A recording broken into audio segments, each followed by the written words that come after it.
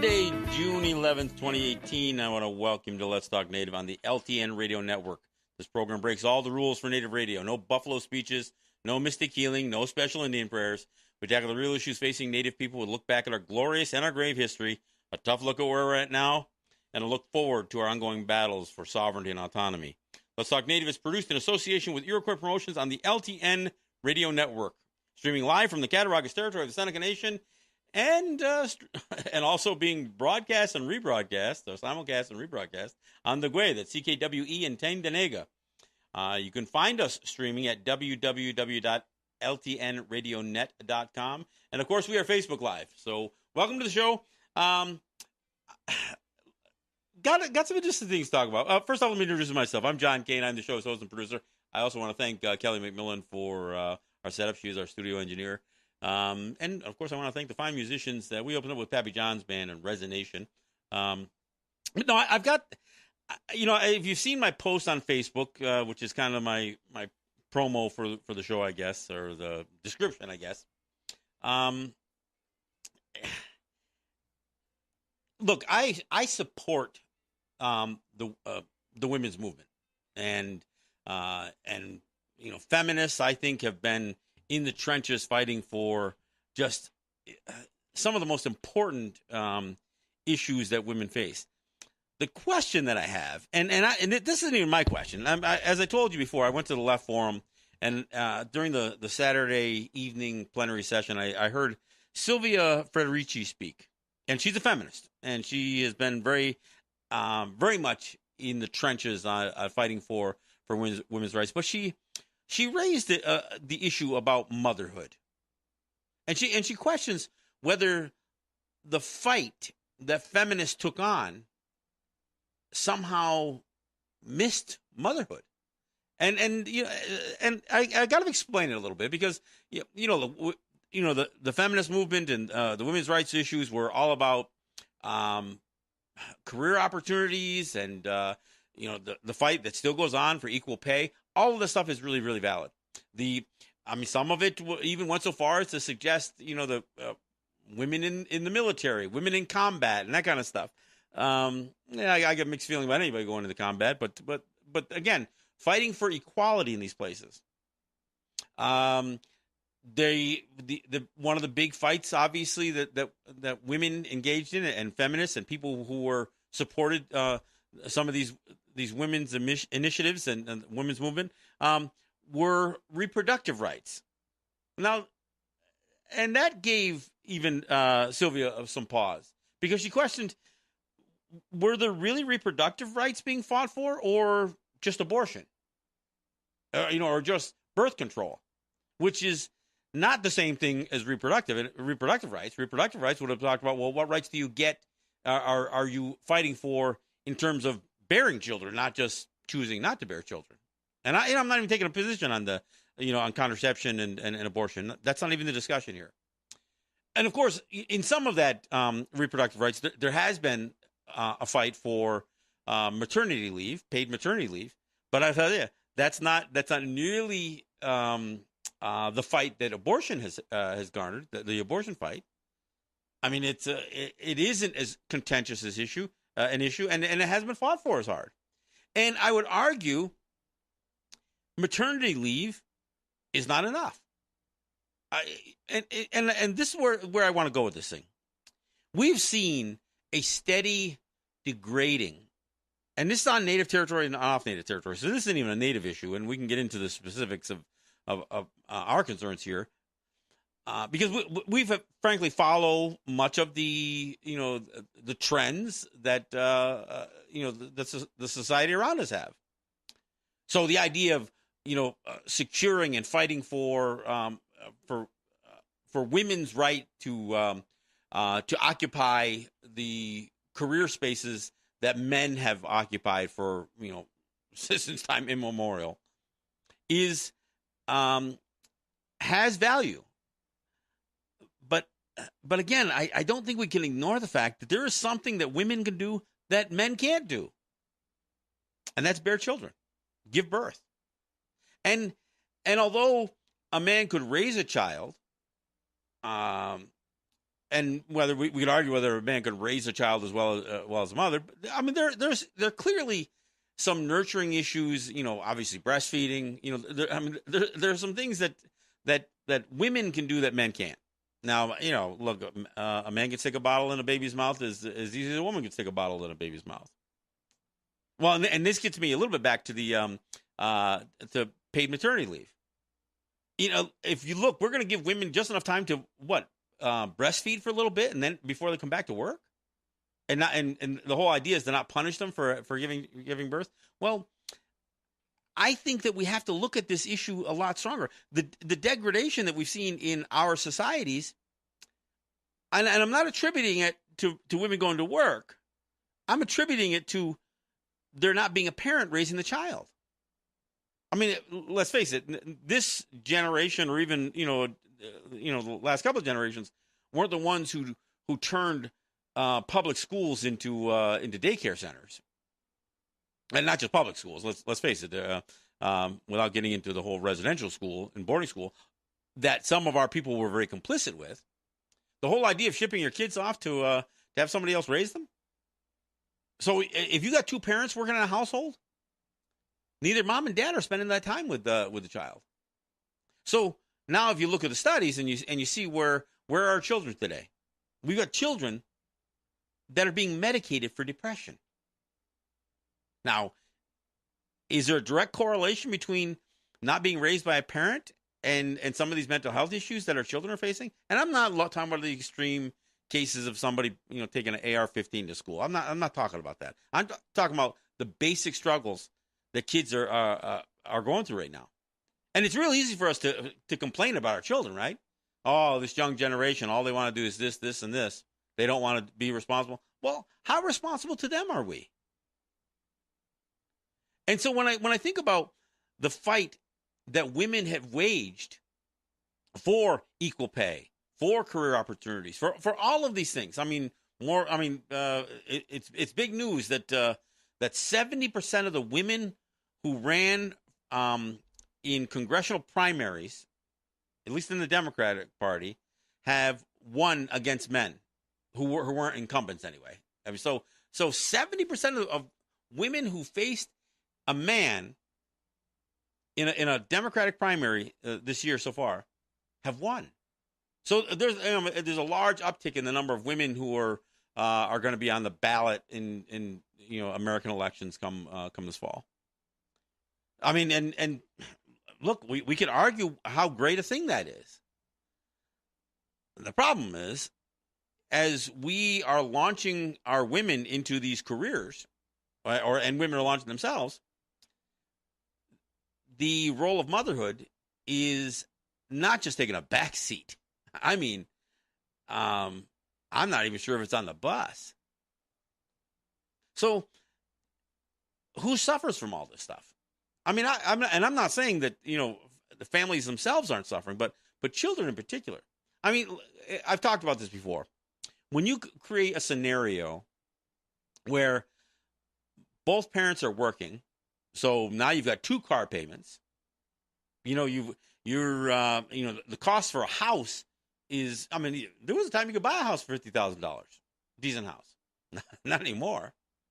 I mean, a house is going to be, $100,000, $200,000, several $100,000 anyway.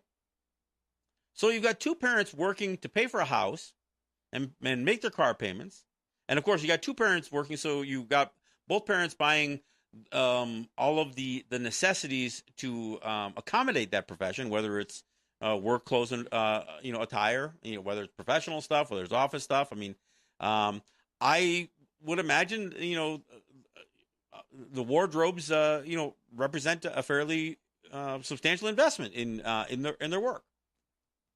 So you got both parents working and paying for these cars, paying for this house that they're not even living in. For the most part, they're not there. They're working 40, 50, 60 hours a week, both of them. And even the children aren't necessarily being raised in those homes, unless they've landed an affluent enough job that they can have an in-house nanny. But for the most part, these parents are shipping their kids off to daycare.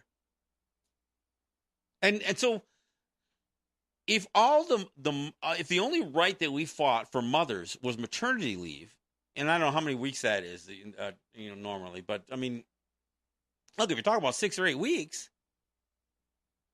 I mean, that doesn't even, create that bond between mother and child. So we have to look at parenting different, and mothers in particular, because look, if if a woman is with child, whether she's 15 or 50, we as a society should be concerned not only about that mother, but about the child. And there are obviously different circumstances depending on the age of the mother. I believe that if you've got a young mother, we should encourage them to have all of the skill sets they need to be a mother, at any age for that matter. And we should ensure that they live comfortably. I mean, and they should be able to do the healthy things they need to do for prenatal stuff. I mean, all of that stuff. We're not fighting for that, right? We're saying, oh, free market, everything free market, free market, free market. Get a job. I mean, the social services, the welfare, and some of the those safety nets are now with this administration pushing, trying to push women to work, even to collect food stamps. So if you got children at home, well, how are you gonna do that? I mean, how do you afford, and who's gonna watch the children? I mean, we have to rethink our commitment as societies to women and motherhood. And I mean, from a career standpoint, I think that we should be. I mean, there was a time that one parent could work, dad could go out and get a job, and earn enough money to support a family of 5. That doesn't exist anymore. And why is that? Well, the pay didn't keep up with with inflation. But I'll tell you something else. We have bought into this consumerist, ideal so much. So consumerism is such a big part of who we are that we just buy crap.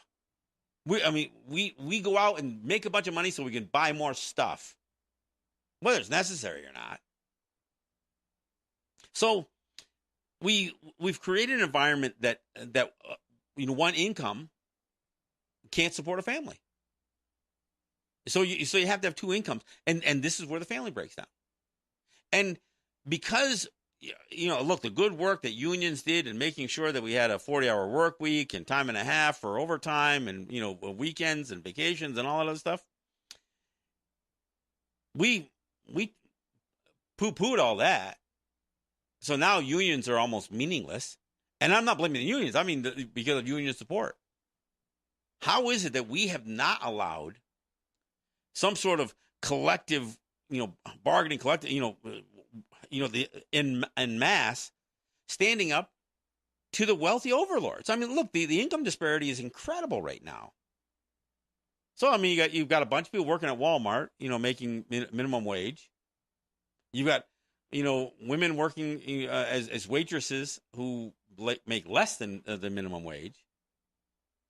I mean, it's an incredible circumstance that we've created. It is rare that a working stiff, a middle class man, can earn enough money that his wife can spend not just 6 weeks with a newborn child, but give all the care they need, to go to school. Of course, now we got pre-K, and then we go, Head Start. So now we put kids in an institution at 3 years old, if they weren't already in a daycare that was very institutionalized before that.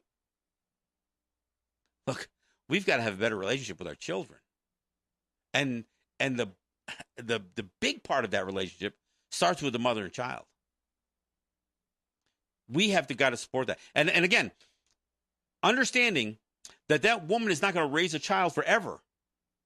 So even as a woman is, has entered motherhood and is, delivering children and bearing children and raising children. We should be concerned about what they're going to do when their children are older. But you know what? We should be prepared to support our mothers raising our kids till they're 18. Yeah, I know that sounds extreme. No. Once a kid is over 10 years old, 12 years old, there's no reason that the mother can't go to work. Well, you know, I look at what schools are doing, public schools are doing, and they're failing our kids miserably. I mean, they are failing our kids. And it's not because money isn't being thrown at it. But out here in Buffalo, I hear the numbers. The numbers are staggering how much money per student, dollar per student, in a failing school system is being spent. And it's not just Buffalo. I mean, I heard some stats out of Texas, which have, and Texas spends a bunch of money on education, but they're like 44th in the state in the country from state rankings. They're 44th. That's a lot of people. Texas is a pretty populated state. It's a very populated state, and you're going to have kids failed. I mean, that's the ratings today. We're going to be impacted by that. So what's the solution? Is the solution, let's spend more money on schools? Or is part of the reason we're having so much of this difficulty is that as parents and as mothers in particular, we don't have the time with our children anymore. We're too busy chasing the paycheck. And I'm not criticizing women for this. Society has created this situation. I'm not condemning a woman's ambition. And I'll tell you, that's a tough choice. When women are told, well, you've got to choose between family and career. You got to choose between children and career. And I say, why? I know you can't do both at the same time. But why aren't we doing the things to not only make motherhood the cherished responsibility that it is, the honorable and applaudable, and it may be the most important thing that we do is raise children. I mean, we can talk about children, we can talk about the future, we can talk about 7 generations, but man, if we're not looking at the next generation square in the eyes and say, no, I'm committing my life to you. And I'm not heaping it all on mothers, but again, there's no question that nature, and I'm not going to get into religion or culture even, but just that the nature of things almost dictates that a child needs a mother more than just for 6 weeks. After childbirth. I mean, so what do we do? As Native people, we can detach ourselves more from the societal norms outside easier than most can. But any cultural group of people, whether it's a close knit Black community, Asian community, Latino, Hispanic, indigenous community, we should be able to look at each other and say, no, we're going to support our young mothers, our old mothers. We're going to support motherhood in a way that not only is a throwback, but it's a throwback because we did things without thinking about it before. I mean, we understood the role of motherhood, and we provided that support not because society told us to. It was just natural. But we're not living a natural life anymore. We are living a life that that is unsustainable. I mean, it's unsustainable from the consumerism standpoint, but it's unsustainable because of what the toll is taking on our children, and it's taking a toll on the adults too. Mothers and fathers are struggling with this stuff. Mothers in particular. Look, if you're a young mother with a couple of kids, however that happened, and look, we can get into the baby daddy, baby mommy thing and all that other stuff, but you know what? Children should not be only afforded to wealthy people. Now, look, I know we can all say, "Wow, but if you got the resources, you can do better by your child than if you're poor." Well, if you think for a second that there is no chance that a child coming from a poor community can't excel by any measure of a human being, then you're a classist, you're a racist, you're any number of other ists, I guess. I mean, and you can throw that right out. Because let's face it, we have seen families with money fail. Not only marriages, but the toll that even affluence takes on children who are not nurtured properly demonstrates itself. So money isn't the issue. And again, even thinking from an education standpoint, there's gobs of money being thrown at education. But it certainly isn't helping. It isn't working. So we have to rethink not just the education system, because frankly, look, I'm not opposed to homeschooling or cooperative homeschooling, putting together a group of if you got a community of young mothers, let's provide them with the resources to work together. To not just raise children, but give some of that early education. We need to bolster the confidence of our kids. We need to rely on each other to, basically to measure how we're doing as parents. Not just how our kids are doing, but how are we doing this? We have got to rethink what we're doing with our children.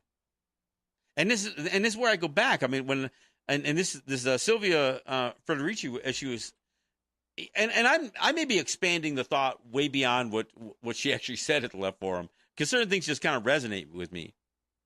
And when I think about the money and resources that have gone into fighting for abortion rights, and regardless of how you feel about that, versus the money that's gone into really supporting mothers, and when I say money going into it, I'm not just talking about people who fought for abortion. I'm talking about the people who fought against abortion rights.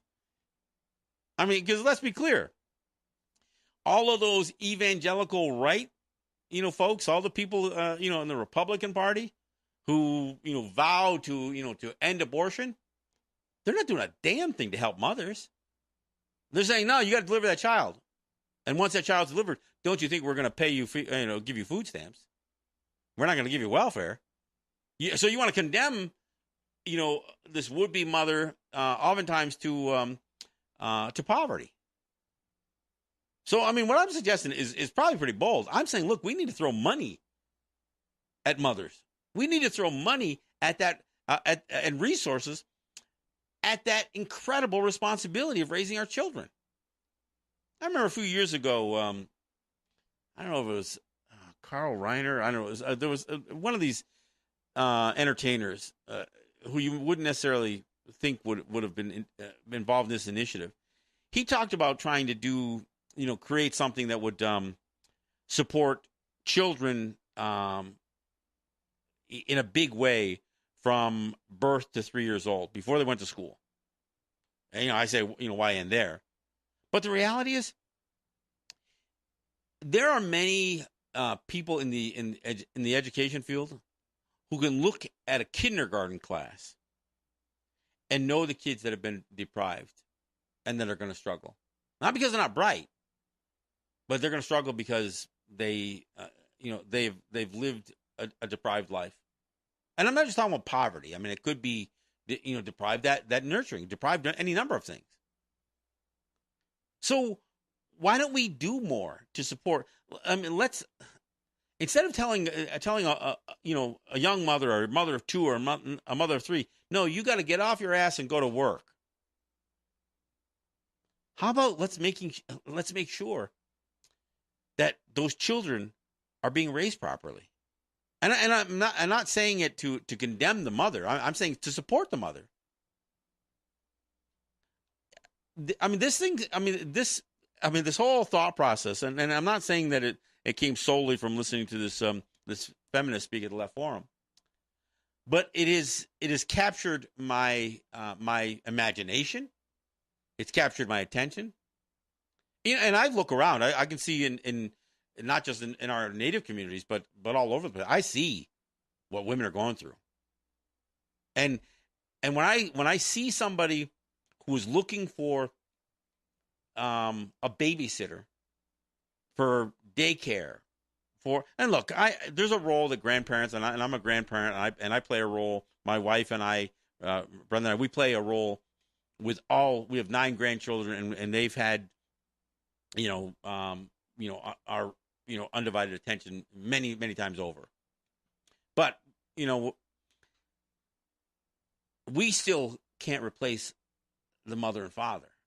I mean, we can, we have to, but we're not the same as the mother and father. So how do we do something that especially a woman can live a respectable, honorable, and maybe not affluent, but very, very comfortable life with her children, that her kids have the clothes that they need, they have the tools that they need, and she's provided the support not only to raise that child, but to improve herself as a human being. So when that time is up, and that child is old enough to be more independent, and it is time for for a mother to seek a career or pursue a career or catch back up with a career, she hasn't been left in the dust. I mean, the idea of telling somebody, well, you have no experience.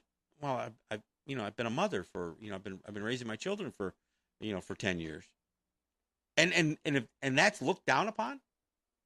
I mean, even if that's not looked down upon, the fact that raising a child or children for 10 years has taken them so far out of the workforce that that they're at the bottom. And I don't mean just at the bottom. I just mean with no skill set, no marketable skill set. So my proposal, my idea is creating a scenario where women are supported both as mothers and as women who will enter the workforce when some of those duties and some of those and when the children grow old enough to be a little bit more independent. So, I mean, and we can discuss whether that's 10 years old, 12 years old, 15 years old, 18 years old, I don't know.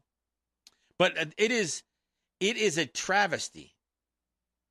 I mean, that women are not supported enough because, and I'll tell you, part of the problem is in it. I get back to the idea that it is so hard to earn enough income to support a family for a father to support a comfortable lifestyle for their for the mother and child or children. So societally, we better do something. We better figure something out that either brings the cost of living down, creates a different scenario where families can prosper, and that women can spend the necessary time. And look, I'm not a child psychiatrist, I'm a psychologist, or a pediatrician, but it probably doesn't take a rocket scientist to figure out how many years a woman should be available, or mother should be available to her children as a full-time job, not trying to juggle kids and career at the same time. And it's true, there are some choices that are going to be made. Maybe women who are pursuing a career do have to rethink whether motherhood is for them or not. I mean, because maybe a career is the better fit for them. But nobody should be punished for that. Hey, look, we're at the bottom of the hour, so we'll take a break and we'll come back. But this is the conversation I'm going to check and see if I got any comments here on Facebook. But this is a conversation that we need to have more of, and I'm going to pick it up after this break. This is John Kane. This is Let's Talk Native.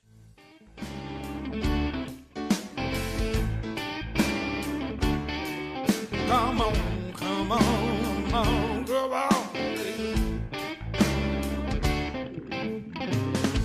I like the way she wears her hair and the way she doesn't care. I like the way she looks at me. The thing she chooses not to see, and I love the way she loves me, and I love the way she loves me.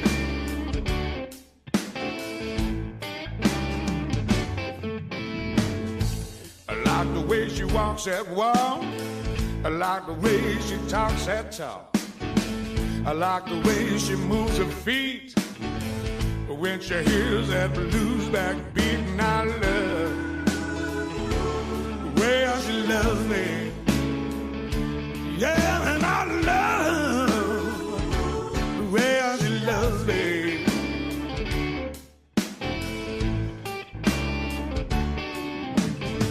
I like her in those old blue jeans, dressed up like a magazine. I like her in those high-heeled boots.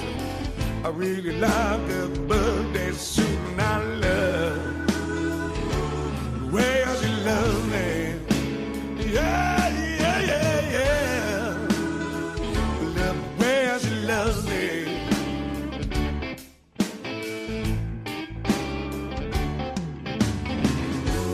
All she ever does is treat me right.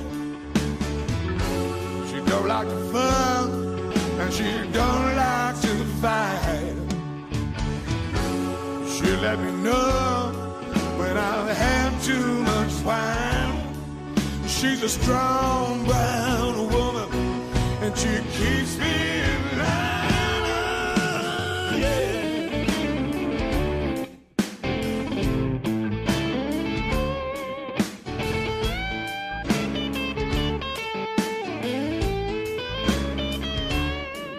Yeah, she loves me.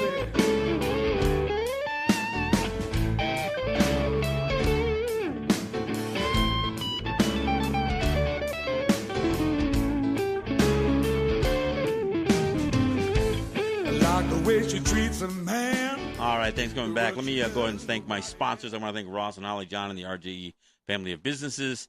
I want to thank ERW, that's Eric White and ERW Enterprises, Legacy 420, Mike General and Mikey G's and Mikey's Emporium. I want to thank individuals who helped the show, folks like Ed Schindler, Cynthia Trice, Roger Jock, Neville Spring. These are some of the guys that just kind of out of the blue will do something to help this program and to help me, bear the cost of not only doing this show, but taking a trip to New York every week. So I thank you all. And, and I got to thank those who've helped in the past, because we are in our 9th year now. I had somebody just tell me, in fact, my buddy Charles Vargas told me, he goes, man, if you survive more than 5 years, you've made it. Well, I don't know what I've made here.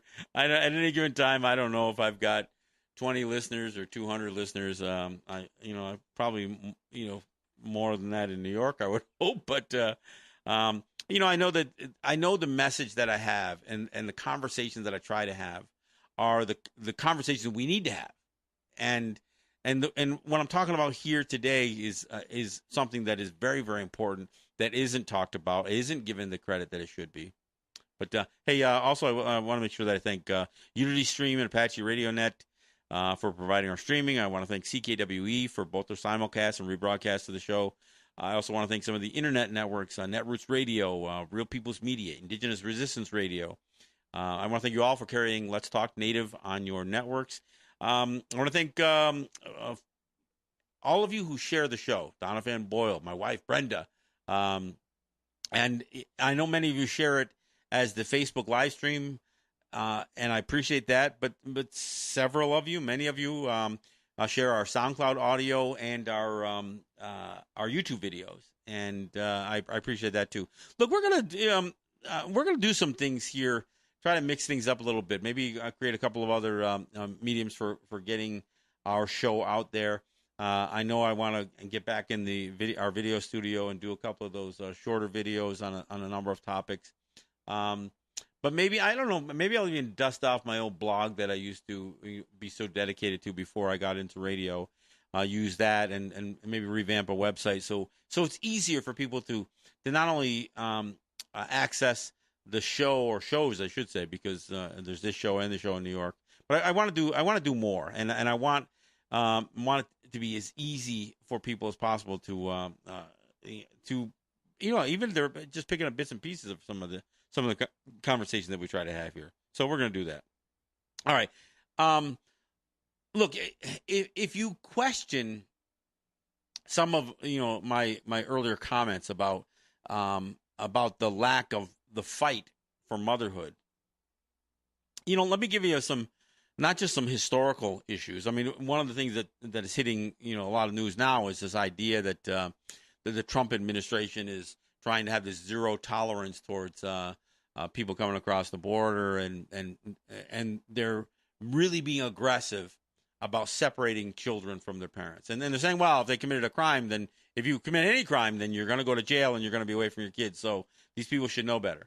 Now, they're taking it to a whole different level. Because let's face it, what they're calling a crime, the idea of, especially brown people who live on this, in the Western Hemisphere, and, to suggest that the United States even has the right to do what they do to limit travel.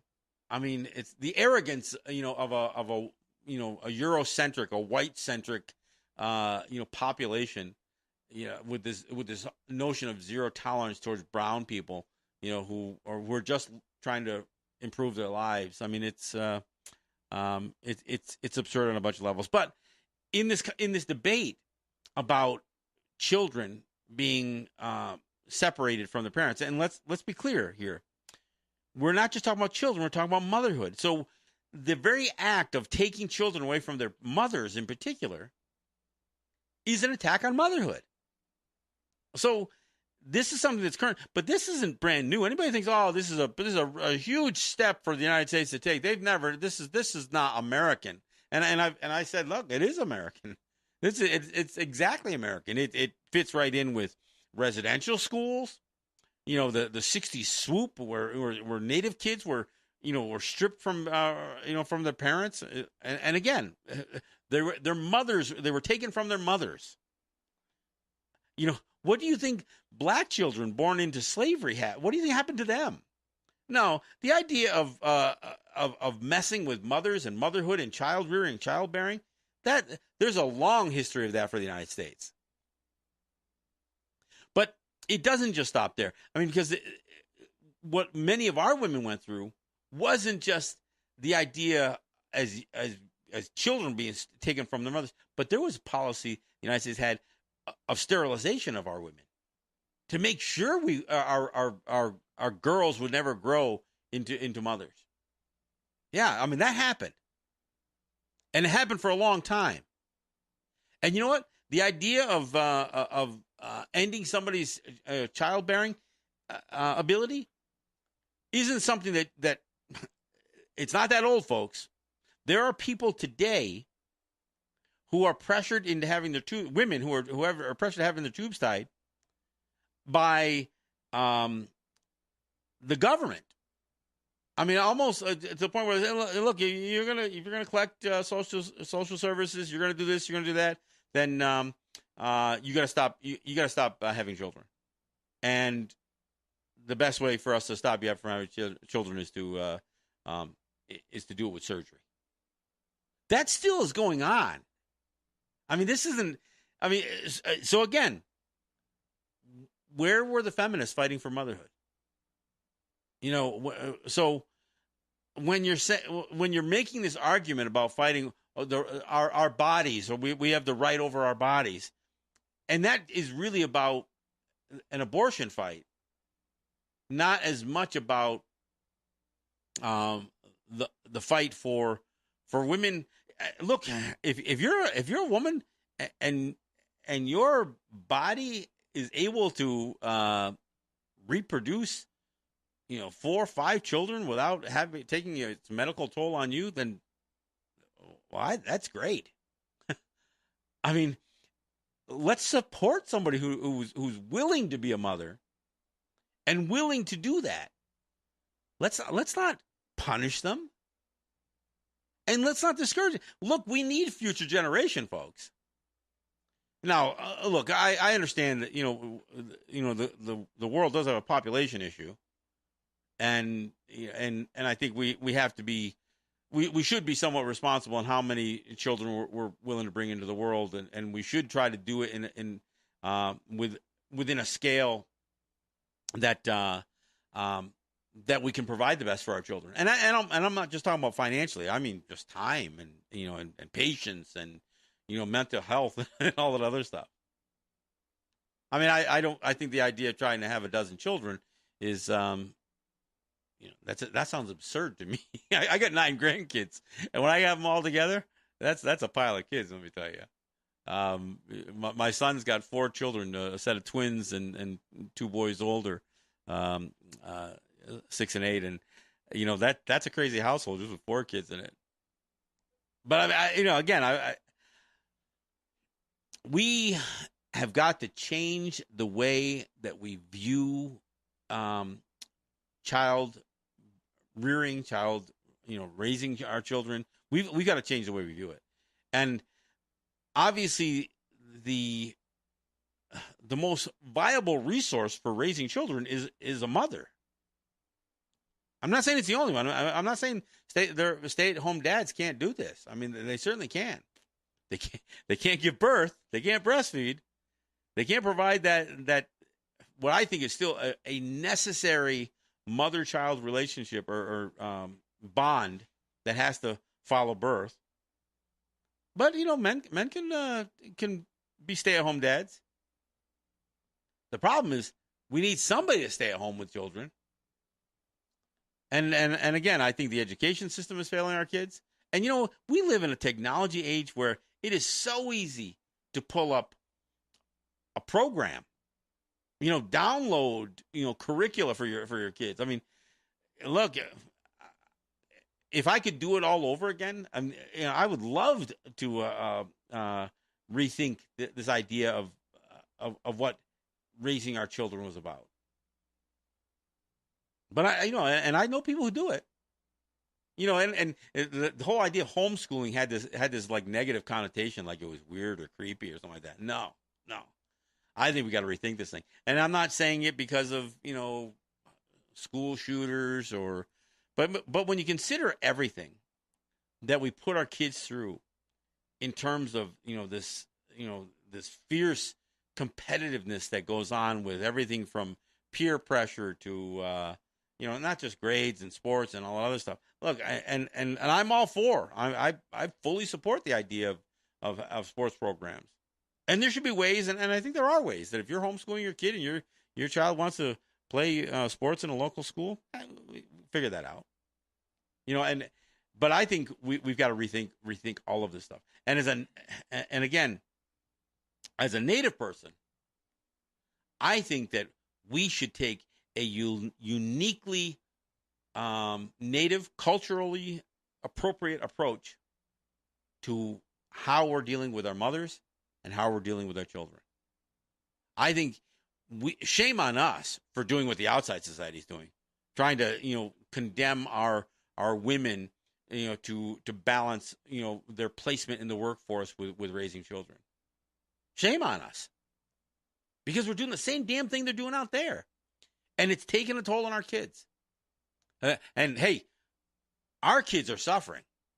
We have we top all the lists that you don't want to be on. Where we come out on the scale in terms of school performance, dropping out of school, teen pregnancy, suicide, substance abuse. I'm talking kids here. I'm not even getting into the adults. I'm just talking about kids here. Depression, learning disabilities. Look, we top all the lists. If we're not at the top, we're certainly near the top. And part of it, look, we are still um, dealing and with the historical trauma of everything that our people have gone through in terms of genocide and residential schools and so much more. The racism that we face every single day. And look, and if you're non-native and you're hearing me say this, oh yeah, I knew he's got to bring the race card. Well, you haven't you haven't lived our lives. And having said that, I don't want to trade our life for yours because you guys are screwing things up worse than we are in many ways. You're taking the planet down with you. So I think we've got to rethink this. And this isn't a call out to the Seneca Nation or the Oneidas or the Mohawks. I'm saying people. Look, I'm not saying this is something even institutional. I mean, we should collectively and cooperatively and communally do more to support families, to support motherhood, to support children. And we're not. Look, we lack in the whole notion of community in ways that are just absurd. I mean, it's incredible to me that we, and I'm Native people who the whole notion of a village raising a child, that's not an African proverb. That's been one of our sayings for thousands and thousands of years. And yet we don't. We aren't doing this. We aren't doing much as a community together. I'm not saying we don't have community buildings and we don't have, public events. But we got to rethink all this stuff. But I'll tell you, it really does. It comes down to supporting women and to supporting motherhood. And supporting women in a way that allows them to stage their lives for both parenting and a career if that's what they choose. So I mean that's my thoughts on it. Look, I do want to get into a little bit of something else. I do monthly events in New York, and usually I do a film, or I've brought in a couple of musicians before, but I'm doing something a little different. So on June 27th, Wednesday, June 27th, at the Brooklyn Commons, which is usually the place that I do my events, I'm collaborating with the effort to stop the Williams Pipeline. And so this is in the way it's listed as an event on Facebook says the first ever all New York Borough meeting, Wednesday, June 27th, at 6:30 to 9 at the Brooklyn Commons, 388 Atlantic Avenue. And what I'm bringing from a Native perspective is some of the stories associated with Dakota Access Pipeline, some of the efforts that we've had. There's fights for over pipelines in Akwesasne. But I think one of the things that I wanted to offer up, and although it's not directly connected to the to fighting the Williams pipeline, is the way the Seneca people and their allies stepped up and fought off the wastewater treatment facility receiving fracking wastewater in Coudersport, Pennsylvania. The way the Seneca Nation, the Seneca people, and their allies stepped up and befriended the folks in Pennsylvania and reached out and basically turned this little Coudersport area municipal agency or association authority, I guess, turned them away from something that I'm sure would have put money in their coffers.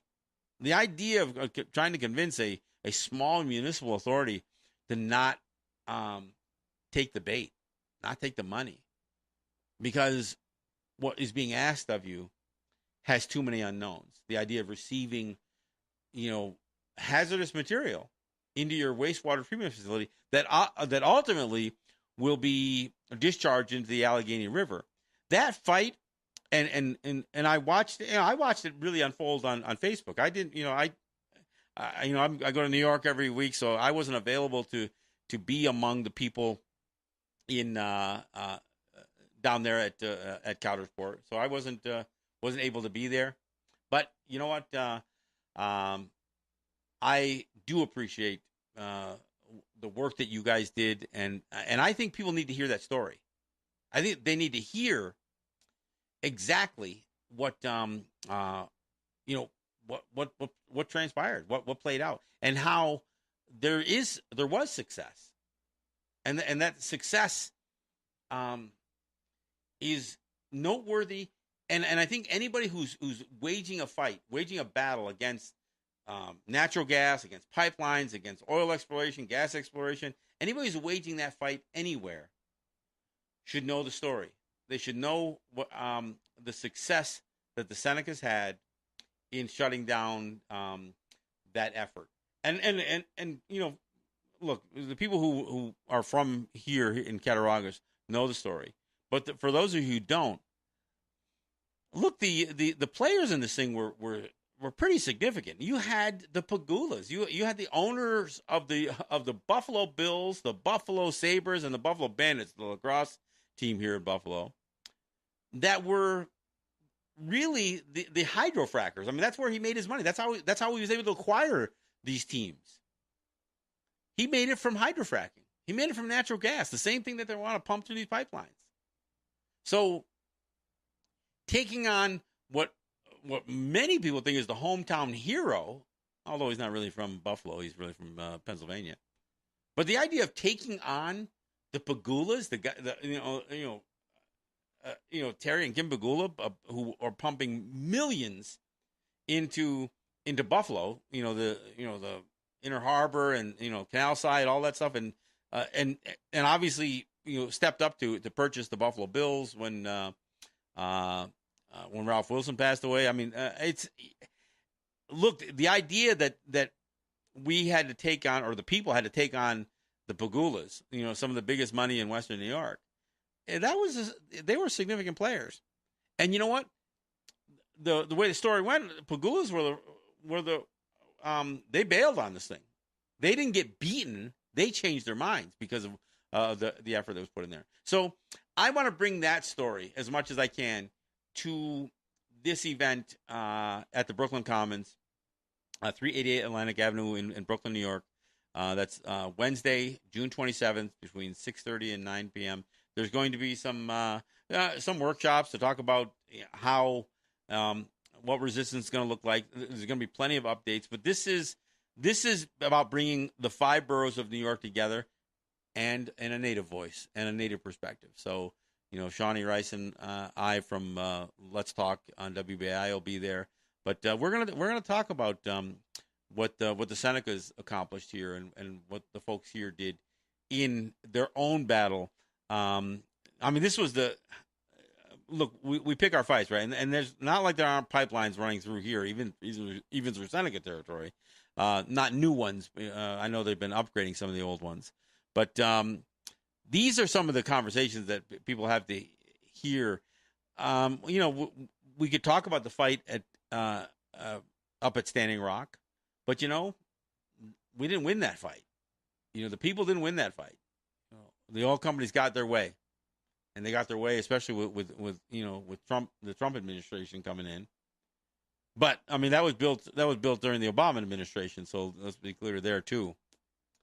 So when we're looking for the stories that we want to tell about resistance, we got to throw some of the stories of success into the mix here. I oftentimes talked about Oka Gunazadalge during the Standing Rock fight, because we resisted in Mohawk territory. We fought off the military, literally. I mean, literally fought off the military and the militarized police in Gunazadalge to stop them from expanding onto our territories. And this, I know we can't always say the same plan or same strategy is going to work today that worked, back in the in the 90s, but 1990s. But I think it's worth noting when our resistance has paid off and when it hasn't. And so we do need to adjust our strategy. We need to learn from the successes and from the the failures, I guess, or the lack of success. And I think that's what I want to bring to part of the discussion. So I think this should be an interesting event. I haven't collaborated with another initiative as much as I have here. I've done some environmental stuff. We had river keepers from Scenic Hudson, and some folks that were produced some films about protecting the Hudson River and that kind of thing. So I've done some of the environmental stuff, but this one is clearly an environmental evening to talk about resistance and stopping a pipeline. So I wanted to mention that. I will be going to New York this week, and look, there's always a lot to talk about there. So catch me on WBAI. That's www.wbai.org. You can stream it there. We do Facebook live stream my show in New York as well. And I'm working on something special. I can't really talk about it because I don't have it in the books yet. But we should have a good show in New York, and that's Thursday from 10 till noon.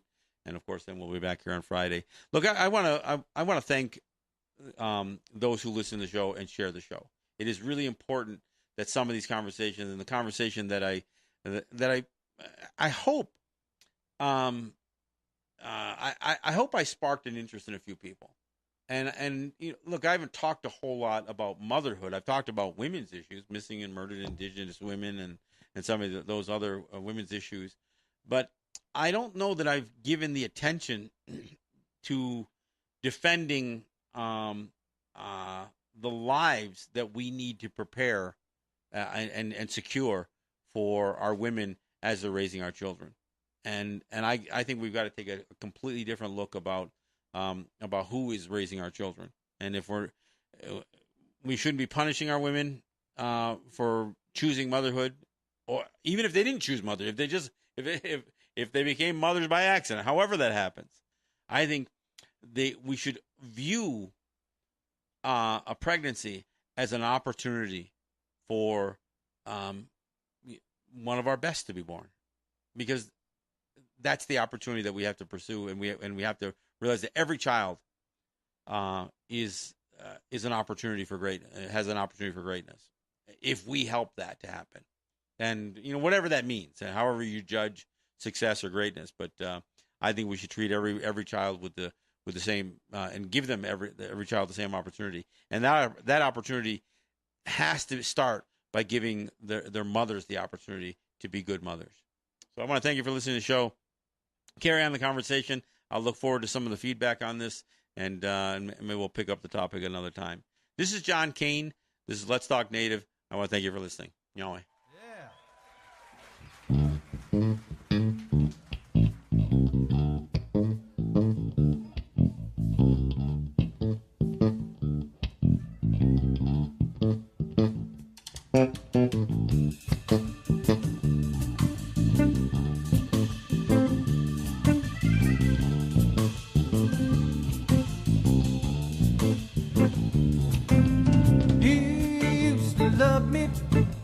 Said I was your desire, acting stranger lately, trying to drive my love away.